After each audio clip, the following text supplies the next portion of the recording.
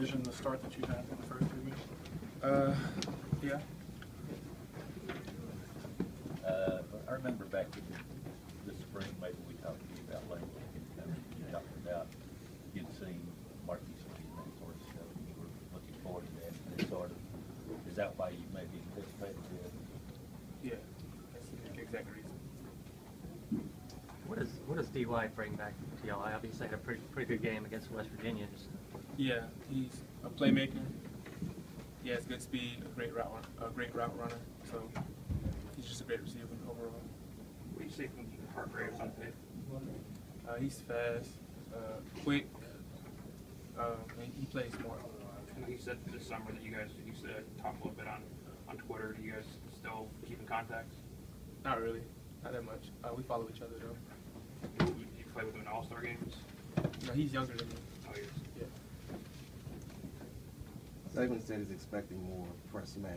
How much are you looking forward to going up against some press man? Because teams have basically played off of him.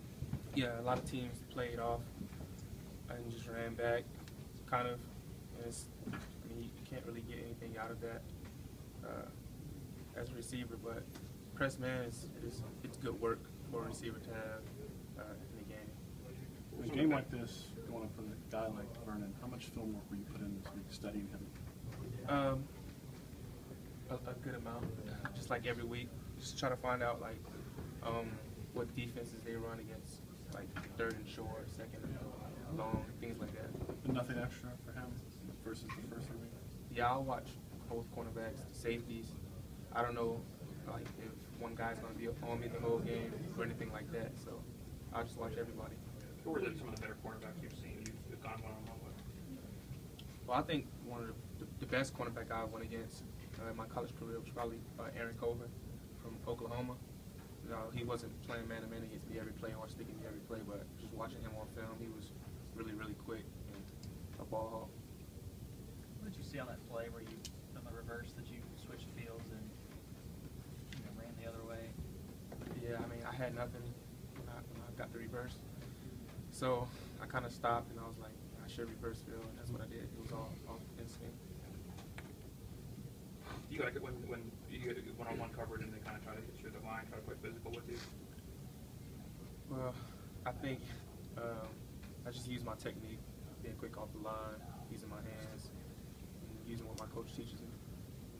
Is it guys like Aaron, like you mentioned, the quicker guys are the ones that generally you have more trouble with? Not that you have trouble with anyone, but which are you the best? Well, the quicker guys, they fall for moves easier. So it's kind of like, it can be hard, but it can be easy also. You had a good game against Oklahoma. I don't know how many of those catches were against Coleman, but maybe you don't pay a lot of attention, to the matchup before. But do you take some pride when you do get catches against a guy, one of the top quarterbacks in the country? Yeah, when you go against one of the top guys in the country, you feel good about catching passes on them because that's basically what you work for in practice.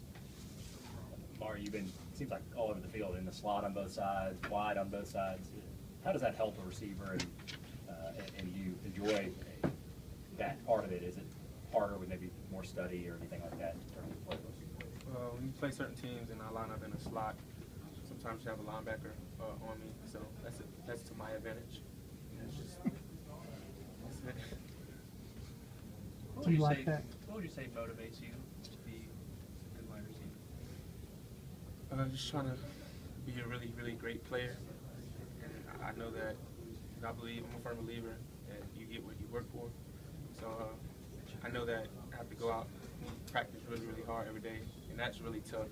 And that's But is this a fun week when you've got Vernon, who may or may not be across from you, but you'll be seeing a lot of them Saturday? Yeah, it's definitely a fun week because you have Vernon and you have Brian Poole, who I personally know. I played with him in the Under Armour game. He's a really great player too. Did he ever talk to you? Did he ever reach out to you? From time to time, it's not too much.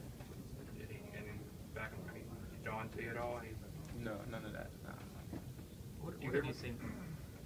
Did you hear much on the field from quarterbacks? Did they talk much to you? Or? Not really. No trash talking so far. And since I've been here, Not really too much trash talking. Couple more. Did you talk about? Coach said that, I know earlier this year, Coach said that you maturing and being able to move on from the bad play. What sort of helped you in that growth?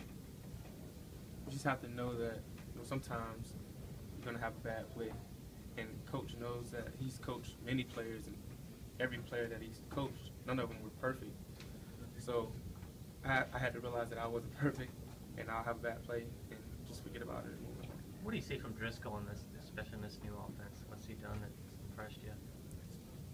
I haven't Yeah, really Sam, much, no. no. Are you aware of your numbers at all? I mean, I know it's a team game, but you know how many catches you have? Yeah, of course. How about as far as the record books that you can just walk up that record book? Are you conscious of those?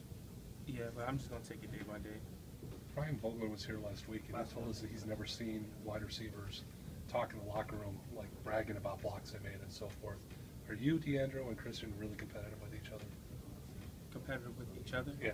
Of course. Yeah, we try to run better routes than each other, try to have better releases than each other, and it's all for the good of the team. So is there a lot of talk going on between you? Nah, not really. Thanks, Scoot.